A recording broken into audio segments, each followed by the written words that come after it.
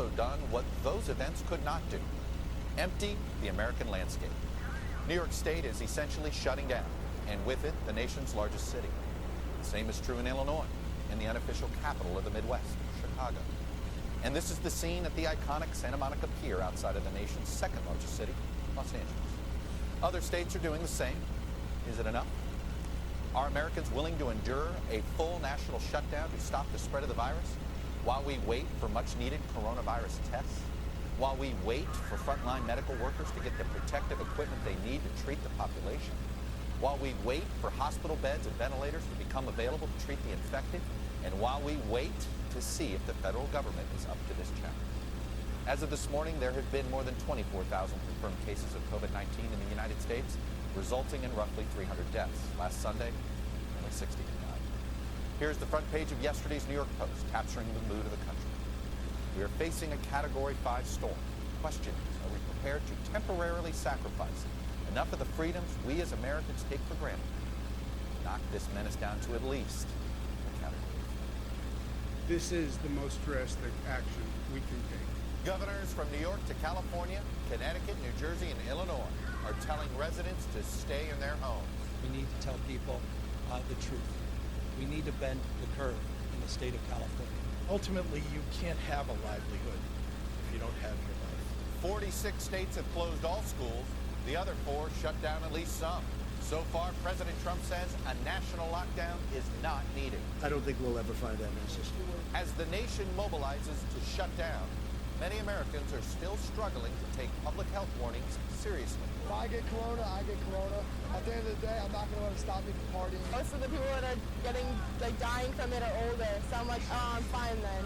That's as new CDC data shows 48% of ICU patients through mid-March were under 65. And 20% of fatalities were from that younger age group, though this is still early data.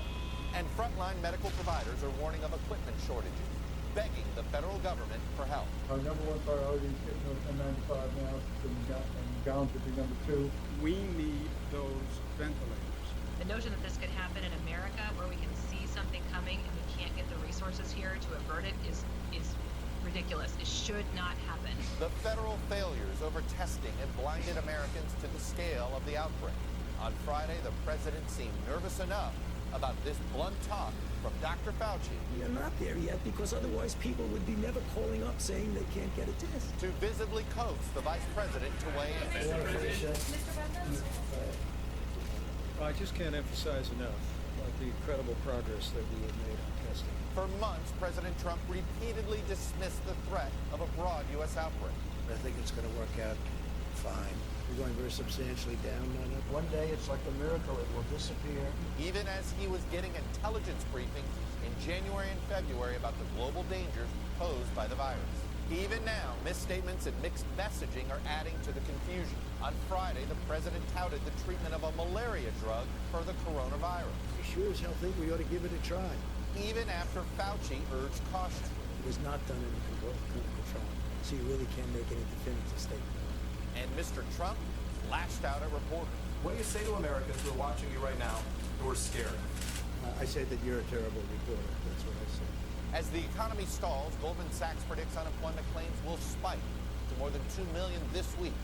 And lawmakers are negotiating plans for a $1 trillion economic relief package, which would include small business loans, corporate bailouts, and direct payments to millions of Americans.